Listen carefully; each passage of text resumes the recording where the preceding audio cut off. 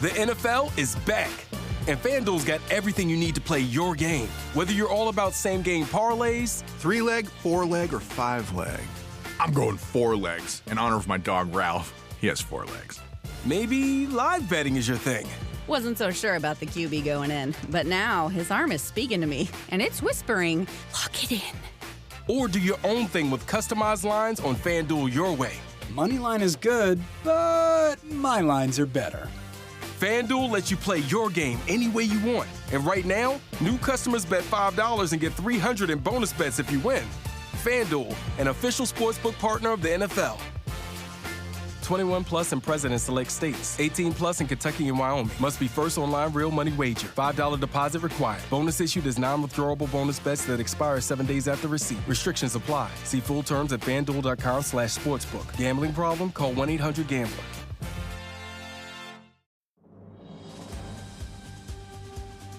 This episode is brought to you by Progressive Insurance. Fiscally responsible, financial geniuses, monetary magicians. These are things people say about drivers who switch their car insurance to Progressive and save hundreds. Because Progressive offers discounts for paying in full, owning a home, and more. Plus, you can count on their great customer service to help you when you need it, so your dollar goes a long way. Visit Progressive.com to see if you could save on car insurance. Progressive Casualty Insurance Company and Affiliates. Potential savings will vary. Not available in all states or situations.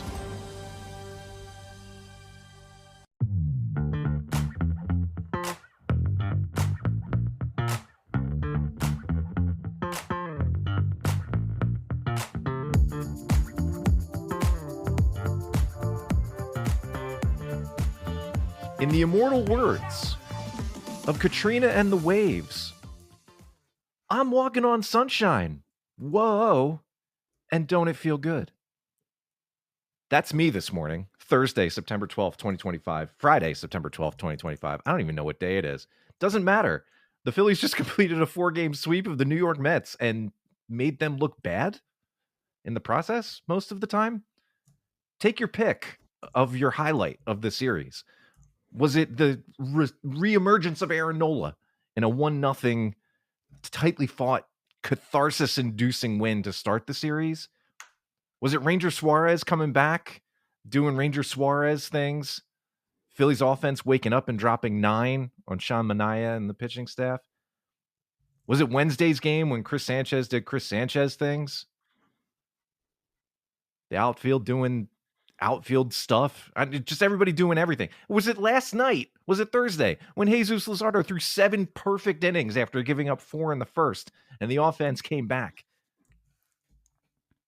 Joan Duran striking out the side of the heart of the order to close it all off, dropping the Mets perilously close. I'm so excited I can't even talk. Dropping the Mets perilously close to losing their spot in the playoffs altogether. Take your pick. There's so many highlights. It's great. The Phillies are 87-60. They are 2 games back of the Brewers now for the top spot in the National League. They are 4.5 games clear of a bye ahead of the Dodgers. All that's left is a coronation. It could come as soon as Sunday. The Phillies start a 3-game series against the Kansas City Royals here. A lot has to go right for that to happen, but hey, the way they're playing right now, who knows? Otherwise, they'll probably clinch it on the road, on the West Coast, against the Dodgers and Diamondbacks.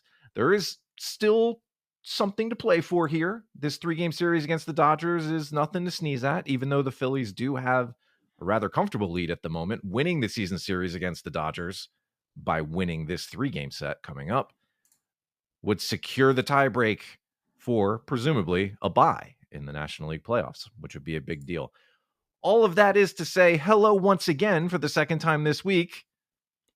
Ladies, gentlemen, fanatics of all ages, this is Phillies Therapy, checking in after just a brutal demolition of the Mets. And to talk about it, with me as always, is my co-host, The Athletic's Phillies beat writer, Matt Gelb. Matt, where to start? How about we start with your 80, you're really on top of pop culture. You're at the top. You're referencing so a song from the early 80s. Yeah. So current. Yeah. It's a jam though. April 15th, 1985, apparently. Is that when it came out? Old. Yeah, I've got the wiki open right now. I think my biggest thought from this week, I have a few, but the biggest one is I think that the question that we all have to ask ourselves, and I think my colleague, and I joke that he's my boss. He's not my boss, but Ken Rosenthal was at doing the game Thursday night for Fox, and then also wrote a I thought, which was a really interesting column over in the Athletic that centered around Bryce Harper. I think Ken said it right. Is like we just don't we've seen.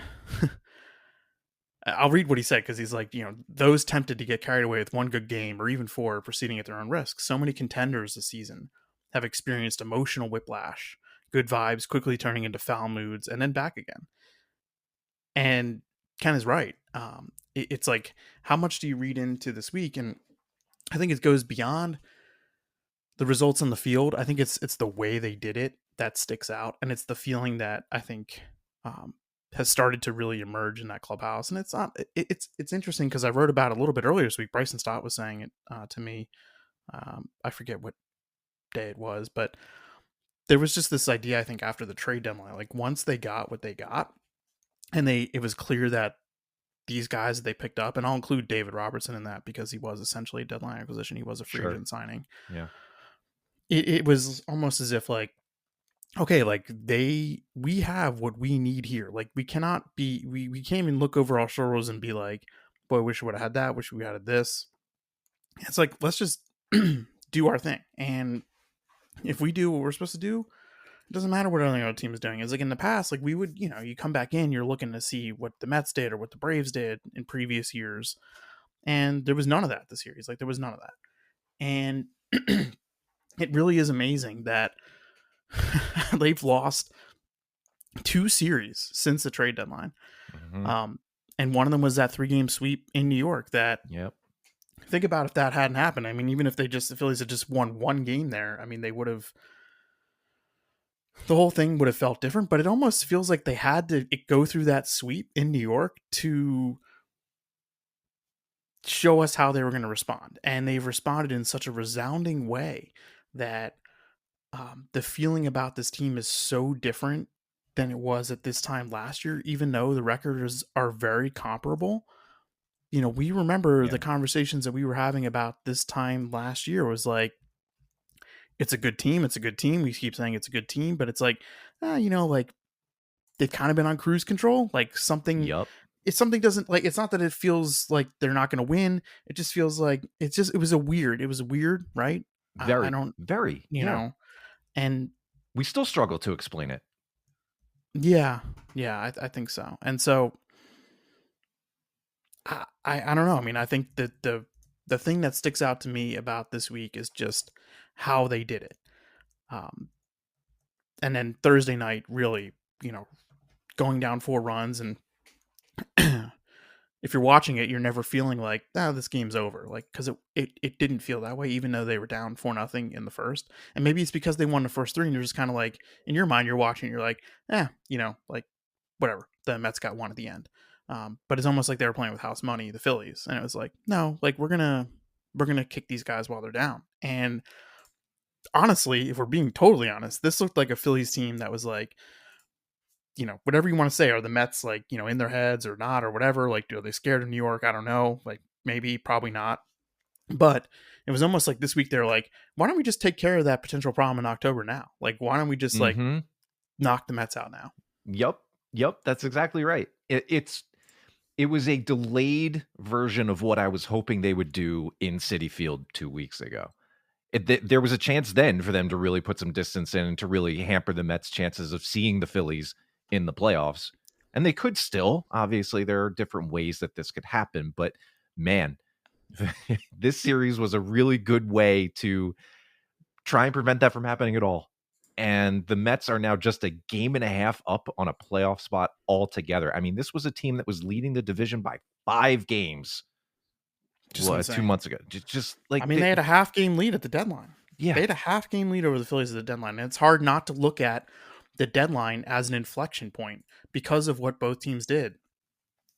I mean, Cedric Mullins was the Mets' lone position player acquisition.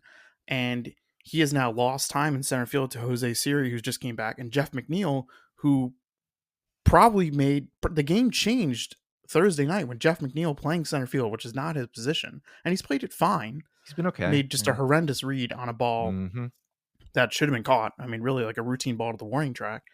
And I really do think the game turned right there. And Mullins doesn't even play anymore because he's been so bad for the Mets. Ryan Helsley, who was a guy that, we talked about a lot as a potential Phillies target, Absolutely. is a guy who, this guy's been there. He throws hard. Like, you like the idea of him. And, he's the rental option as opposed to the more expensive, controllable reliever options at the deadline. And the Mets went that route. I think a fine, a totally appropriate trade deadline that they had. And this guy has gone to New York and just imploded. Absolute he disaster. is now pitching in lopsided games that they don't trust him in high leverage spots. So like you look at what happened to both teams at the deadline. And at the deadline, everyone's like, oh, the Mets did a great job. They didn't give up very much. They got some good pieces. And I think all that was accurate and correct. It just goes to show that like we have no idea. We have no idea about any of this, no matter what we think. And then you look in the Phillies side of it, and it's like, do the Phillies have a good outfield now? What is happening? Not just the Phillies have a great outfield now, and no doubt these guys are playing over their heads. I think it's clear that these guys are not as good as they've played, but it's September 12th, and like this is a great time to be playing over your head because maybe you just close your eyes and you be blissfully ignorant for the next 6-7 weeks, and you just do it. You just do the thing. Yeah. And Harrison Bader right now is kind of that. Like whenever he puts the ball in play, he strikes out a lot, but whenever he puts the ball in play, it seems like he's standing on first or second base. And there's something about this guy. I don't know what it is. Maybe it's just because he's hit, but inside that clubhouse, like he's been it's almost like the guy they kind of needed, like the kind of confident, weird, I don't know, like it has helped. And like he has this thing, and you're gonna see these t-shirts soon, I can assure you, inside the clubhouse. Bader has just been going around saying like what a gift, like every day, or just like the opportunity of him being here, or when somebody does something well, or when something goes their way, he's just been telling guys what a gift. What a gift. What a gift. And it became like this inside joke already. I mean, this new guy who like has totally come here and changed not just the outfield dynamic, but the outfield vibes, where you have Max Kepler, who's bought into this, now bought into platooning because he's like, the switch flipped, Yep. Yeah, it's like, maybe this could help me, help my career. And I think a conversation with Harrison Bader might have helped him see that. And, there's Nick Castellanos kind of in the corner, and we, won't really talk about him. And, I don't know. I mean, it's like, and then, all of a sudden there's Kyle Schwarber hitting his 50th home run, and, Rob Thompson is toasting the team. And at the end he sneaks in, he says this line, like, you're a gift. And and the entire clubhouse starts just cracking up. And it's like Harrison Bader already 5 weeks in is like, this guy that they are, he's already created this inside joke that, everybody loves. So, the feeling inside that clubhouse is pretty amazing, considering that they put the left side of their infield on the injured list to start this week, and won 4 games in pretty resounding fashion. I think we will look back, and the division was won right before this week. I think I agree. You and I are in agreement on that. But I think if we're looking at, if this is like a springboard, if not this series, but the last 10 to 14 days are a springboard to them going on this amazing run, I do think we're going to look back at the 14 pitches that Duran threw Monday night as a real inflection point, in addition to the trade deadline. Because if you'll remember, it was a 1-0 Phillies win, and it was really hanging on by a thread in the 9th inning of Monday night's game. And Duran strands 2 guys in scoring position.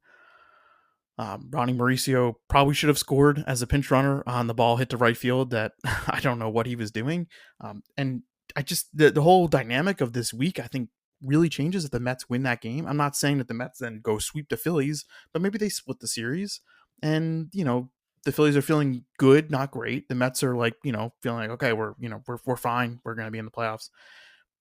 Those 14 pitches, especially the pitches that Duran threw when he had runners on second and third, and those 3 curveballs that he threw Francisco Alvarez out of the zone, way out of the zone.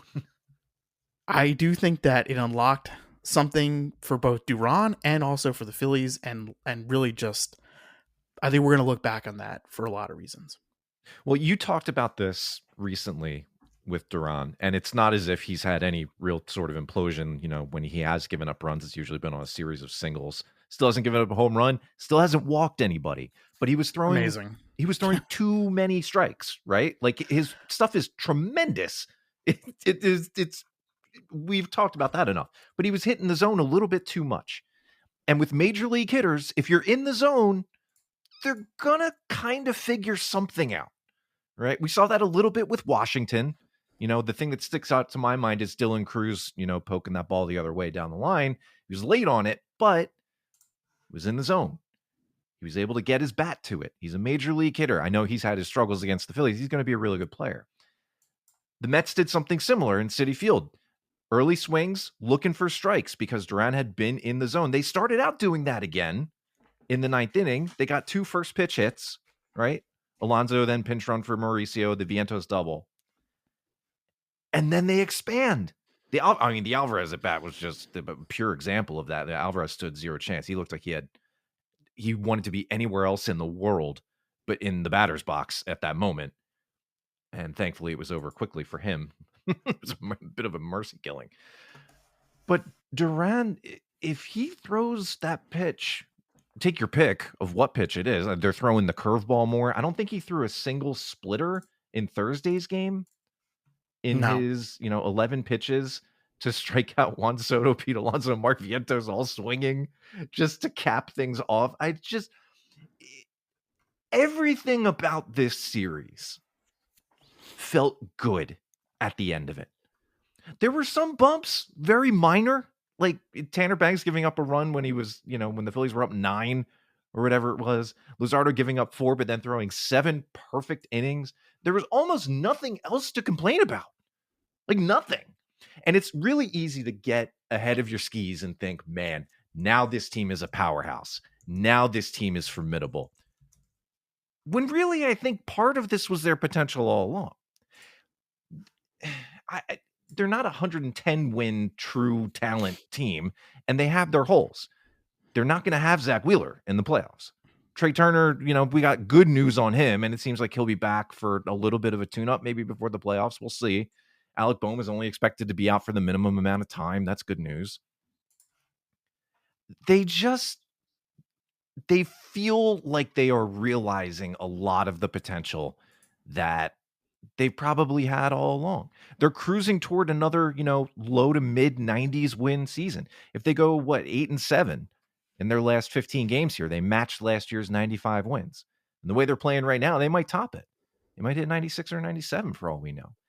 This is a really good baseball team that is coming together at the right time. They're handling their business. They are beating good teams. They handled the Mets. They wiped whatever taste it was out of their mouth from New York. They lowered the chances of going back to New York at any point. Correct. It just feels good. I think what you feels good, right? Yeah, I think what you hit on in one of your points there, I think is the most salient, and that is that it seems to be coming together at the right time. Because, like you said, they're really on pace to match what they did last year. But they got to the end of last year in a very different way than it seems like they're getting this year. And there are still, a little more than 2 weeks left in this season. So, we'll see how it actually really does feel or finish. But yeah, it seems like they've captured this edge that it feels almost like, they're already playing in October, even though they're not. Right. And I know that sounds stupid because they're not playing playoff teams necessarily right now, but there is something about them at home, right? Yeah. They're 49-23 at home now. That's the best home record in baseball. So good at home. Oh man. And that speaks to the importance of, securing home field advantage. And now, to your point earlier, Paul, now the number 1 seed is firmly in play.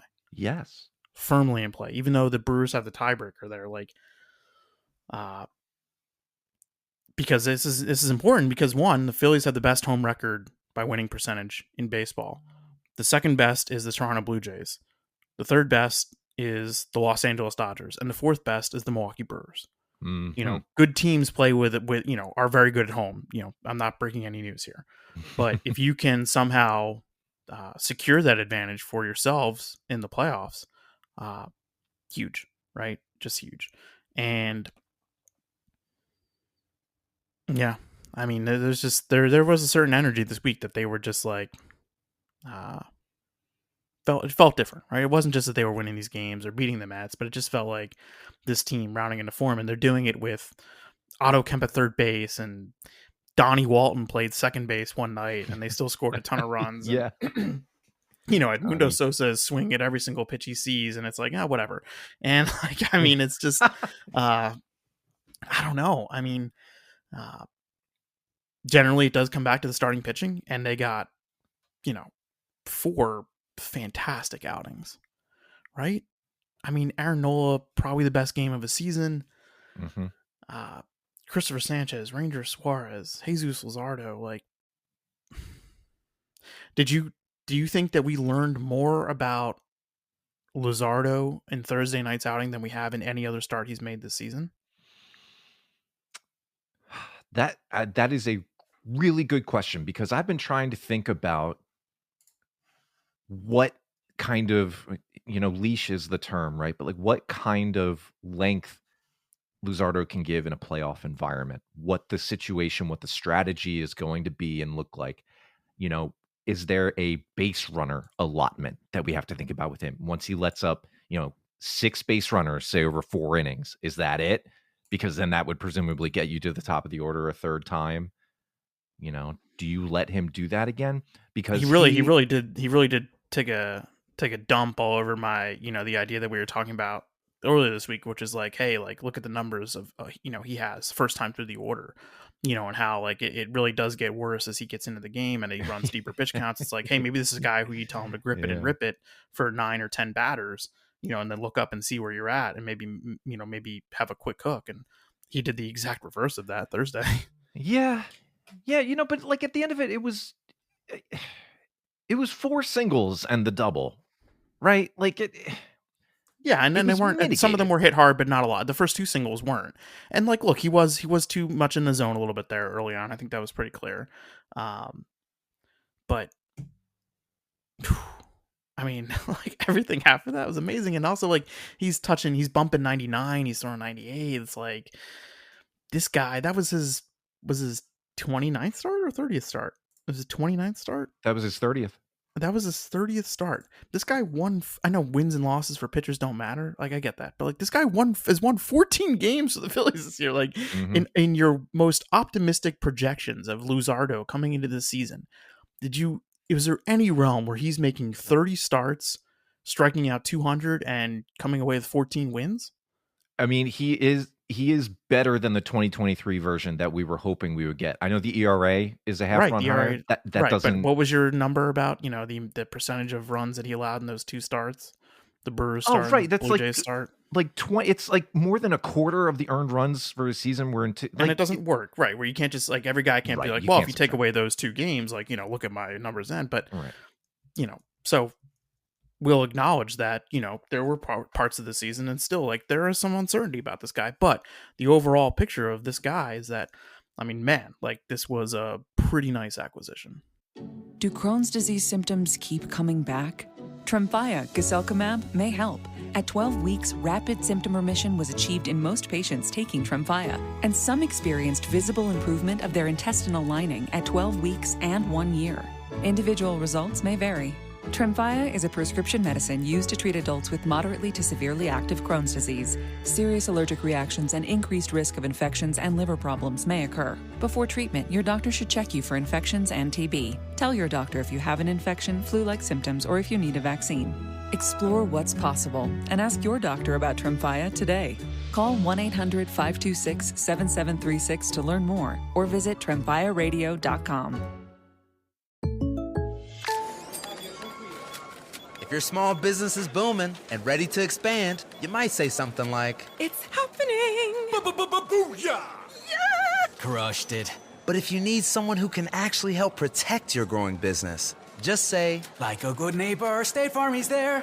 And just like that, Your State Farm agent can help you get the coverage you need for your new space. For your small business insurance needs, like a good neighbor, State Farm is there. You can't count on much these days. No way, Jim. This is incredible. But you can always count on Sundays with the NFL on CBS and Paramount Plus. Here we go. This time for real. Watch your local NFL game live every Sunday, all the way through the AFC Championship game. And he's in for a touchdown. Visit ParamountPlus.com/NFL to get started today and count on Sundays with the NFL on CBS and Paramount Plus. Tremendous, and I still do not know what the best use of him is in the playoffs. He'll start for sure. I think so. I don't know about for sure. I mean, I'm not. You don't know about for sure. Not for sure in like a 5-game series yet. I'm not sure. I'm not for sure yet because if Nola does finish strong, like.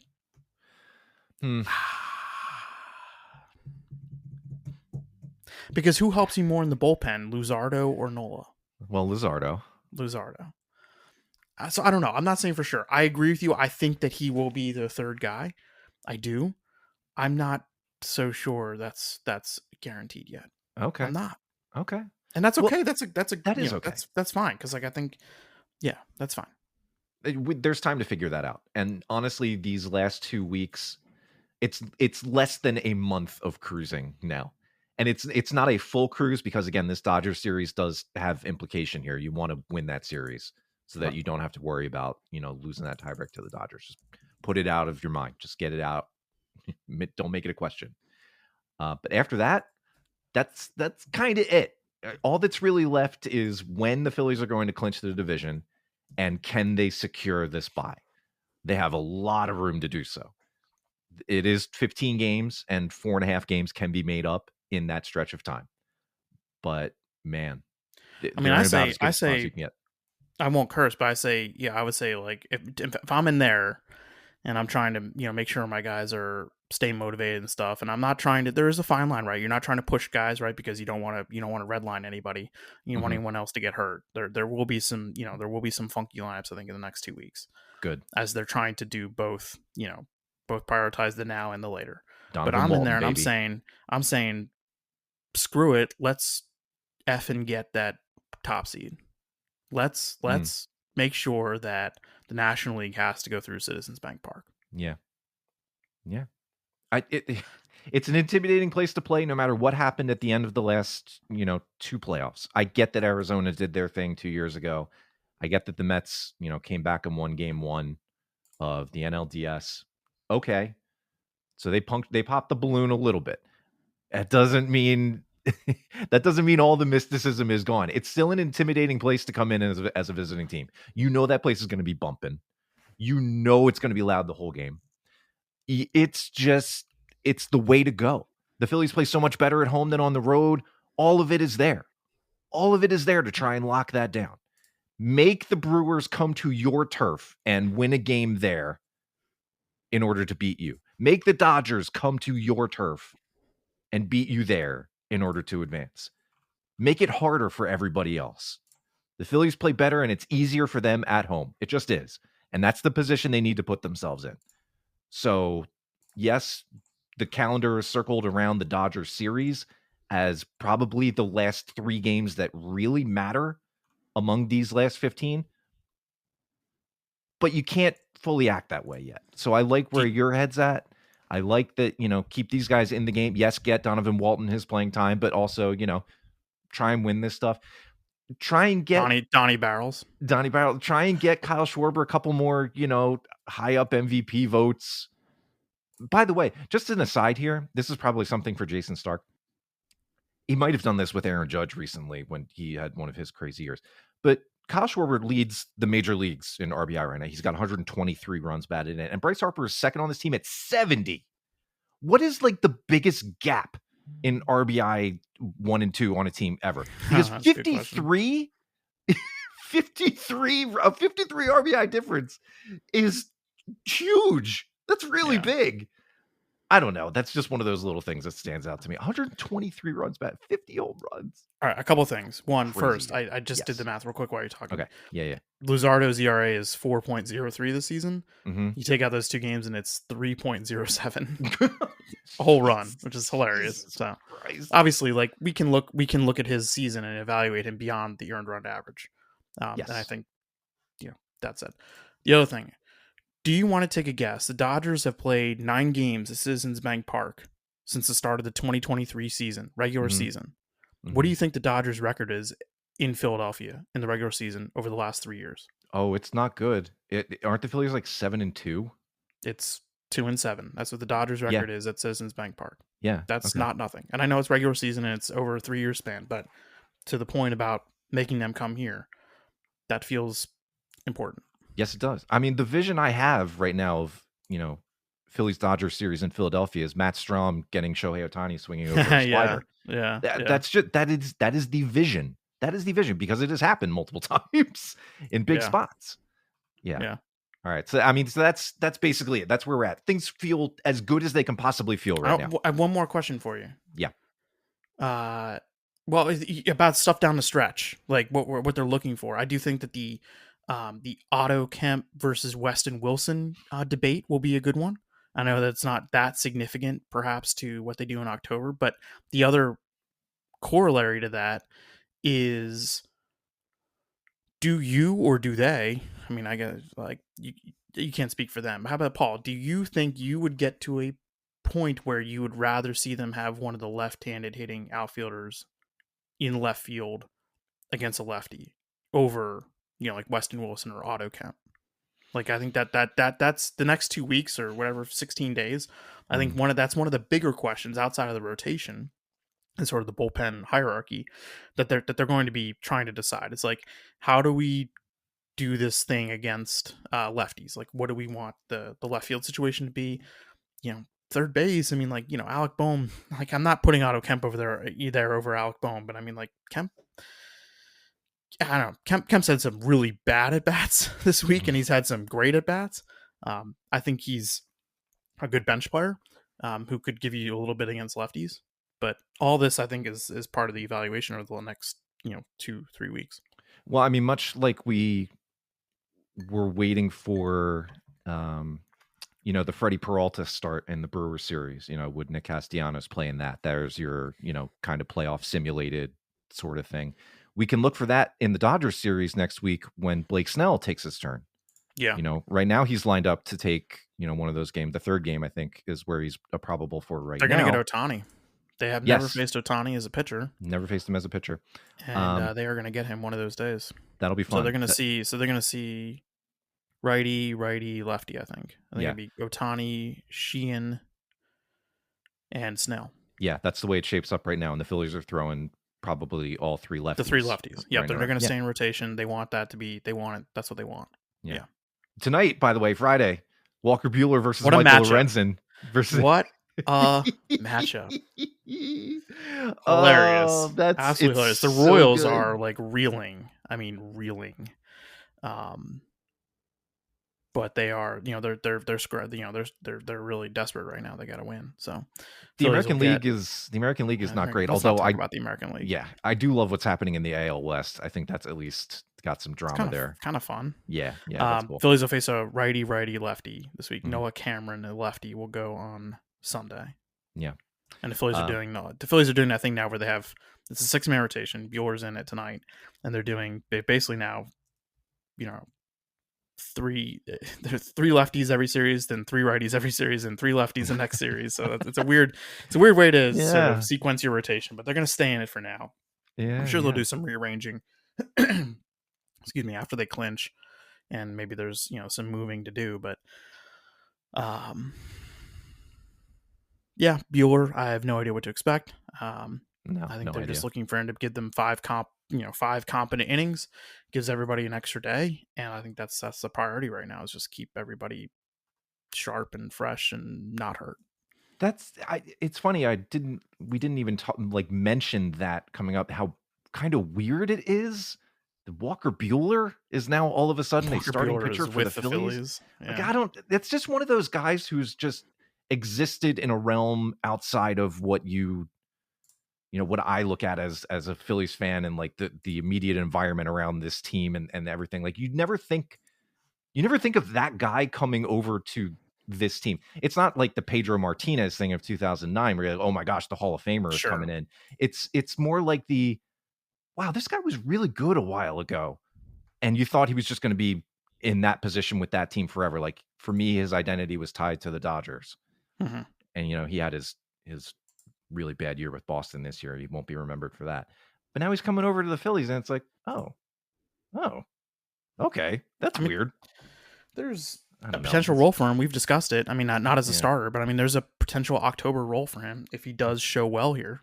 And I think that in shorter bursts, maybe he gives them something. Because as we've discussed, their righty relief is okay. Outside after Duran, Robertson is okay. Kirkering has been not great. Would like to see a little more from Orion down the stretch here. Yeah, and I think that's why, and again, you're the top of your priority list here for the final 16 days or whatever it is for the rest of the season. It's like, okay, let's try to get this guy right. That's up there. Yeah. So, yeah, again, really, it's about as good as it can be given most circumstances here. Obviously, their largest divisional lead since the end of the 2011 season. Yeah, 11 at any point. Huge. This is the largest lead they've had in the NL East in 14 years. Yeah. Now it's just a matter of keeping everybody else healthy, hoping the news continues to stay good on Trey Turner. I know they won these 4 games without him. You need him in the playoffs. So you hope the news stays good. Man, some rough at bats. I stand by what I said about, Mundo Sosa, great guy to have on the team for multiple reasons, competent backup. You want Trey Turner back. Turner back. Yes. Anyway, that's that series with the Royals coming up for this weekend here. It feels like a minor victory lap. There is a chance for the Phillies to clinch the National League. So what is it if they on Sunday? Right. So it's a magic number 5. So magic number 5. They basically need to win at least 2. Yeah. Well, they need to win at least 2, and they need either the Mets to be swept or you need to sweep. Yeah. Yep. There needs to be a sweep involved on one end here with either the Phillies or the Mets. Gotcha. Okay. And then we'll see what happens. The earliest it could be is Sunday. Odds point to them doing it on the road on the West Coast, which would be, a nice way to wash that taste out of your mouth too. With West Coast road trips, you're gonna have to stay up late. Are you gonna stay up late next week? I can do it. I believe in myself. 10 p.m. Eastern start. I can do it. I'm looking forward to the trip. Not just even if they have already clinched on Sunday. Are you in both stops? Are you LA? I will be. Arizona? Yeah, I'm doing the trip. Yeah, I'm doing the whole trip. And Great. yeah, I think there's some good stories to be written, and I think it'll be a good test. I mean, those Dodgers games are going to be fun. They're going to have I do think like when we looked at the schedule when it came out and we're like, oh man, that's a tough trip at the end of the year. And now when you're in it now, you're like, this is good. Like this is good that they are going to go on the road, face the Dodgers, go to Arizona, a place that they hate and haven't played well. And like, Diamondbacks are sort of plucky, but that's okay. Like, I think this is actually I think it's going to help them keep their edge for lack of a better word. I actually think now that they're on the verge of this trip, I think it's actually good timing. Yep. I can't agree more. The circumstances and situation are bright. It's rosy. It looks good. I want to bottle this feeling and keep it inside me to tap into during the October nervousness. Didn't it feel like, it wasn't just because Joe Davis was calling the game, but it did feel like if you're watching that game on TV, it's like, oh, this feels like one of those crazy postseason games from 2022 where they, are just this group of idiots who have no idea what they're doing or accomplishing in the moment, and they get down by a few runs early, and then they just snap their fingers, and all of a sudden they've won the game. Yeah. Right? Didn't it almost conjure those feelings? And the weird thing to me is I see them go down 4 in the first inning, and I was not bothered by that. It wasn't like they're going to win this sort of thing. It was just like, okay, and that was it. It would have irritated me a lot more had the last 2 weeks not happened. Had they not won the first 3 games. It did feel like a house money thing, but they didn't play like it. No. Well, or maybe they did. I don't know. You know what I mean. You all out there know what I mean. All right, cool. That's all we really need to say right now. It's great. Things are good. Again, I want to bottle this up. We'll see how things go. Maybe they could clinch the division at home on Sunday against the Royals. Need some things to happen there. We'll see. Walker Buehler starts tonight against old friend Michael Lorenzen. Michael no-hitter Lorenzen for the Kansas City Royals. Just He'll be wearing his Vans. Again, another strange stretch with 2 AL Central teams in the last 15 games to close out the year. It's still bizarre to me. The Phillies are 2 games back for the top seed in the National League. Will they play a video from Michael Lorenzen tonight? Probably not, right? I don't think so. Maybe a picture of him with his arms up after the no-hitter. I don't know. Yeah. Maybe something like that. Something subtle. What a weird Phillies career. Right? I lump him in with Noah Syndergaard in that way. Essentially. It's just like that kind of weird thing. I'm excited to watch Bobby Witt. I know he hasn't been. Yes. He's been a little banged up. But yeah, the Royals are a weird team because they, I don't know. They currently have no rotation. Everybody's hurt. But they're kind of sort of still in it. Carlos Estevez has had a nice year. Yeah, closing in on 40 saves. He might pick up his 52 40th strikeouts in 62 innings. Yeah, that sounds about right. Mm-hmm. That's a real throwback closer. The kind of guy who just comes in to pick it up and tack it on to the stats without like actually being overpowering. It's like an early 2000s type of closer. Anyway. Do you know who's on the Royals, but he's on the injured list? Who's on the... Oh, wait. Bailey Falter. Bailey Falter. Yeah. That's right. It's sad we're not going to get to see Rich Hill, though. I guess. Yeah. Sure. Anyway. All right. That's it. That'll do it. Our second episode this week, and it's a good mood episode. Feeling good. Potential clinch this weekend. Probably on the West Coast. Matt and I will be back with you Monday morning. I'm flying out to LA Sunday. I will come to you live from Pasadena. Wonderful. So we'll check in with you then. Maybe by then the Phillies are National League East champions. We'll see. Tune-up games for the next 2 weeks. Let's have a little fun. Let's relax a little bit before the anxiety of October starts to settle in. And I can already feel it sort of creeping up as the weather begins to get a little bit cooler. But I'm excited. This is good. It's actually going to be hot the next week, by the way, at home. So details. It's going to be 99 at Phoenix. Yeah. And I was going to say, enjoy your trip out west, safe flight, all that wonderful stuff. Looking forward to what... is Charlotte going to be on this trip with you? No, just me. Okay, just you. All right, looking forward to what you guys get out there. Thank you, everybody, for checking in with us again a second time this week. We're going to end it here. This has been Phillies Therapy, part of the Believe Podcast Network. For Matt, I am Paul, and we'll see you early next week.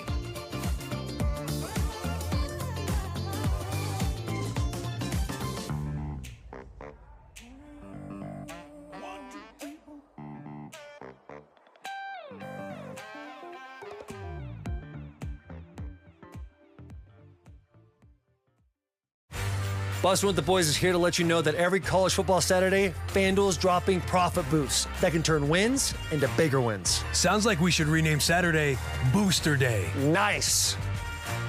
21 plus and present in select states. Opt-in required. Bonus issued as non-withdrawable profit boost tokens. Restrictions apply, including any token expiration and max wager amount. See full terms at FanDuel.com/sportsbook. Gambling problem? Call 1-800-GAMBLER.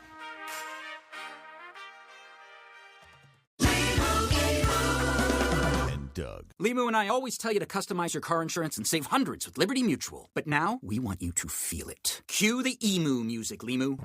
Save yourself money today. Increase your wealth. Customize and save, we say. That may have been too much feeling. Only pay for what you need at LibertyMutual.com. Liberty, liberty, liberty, liberty. Savings vary. Underwritten by Liberty Mutual Insurance Company and affiliates. Excludes Massachusetts.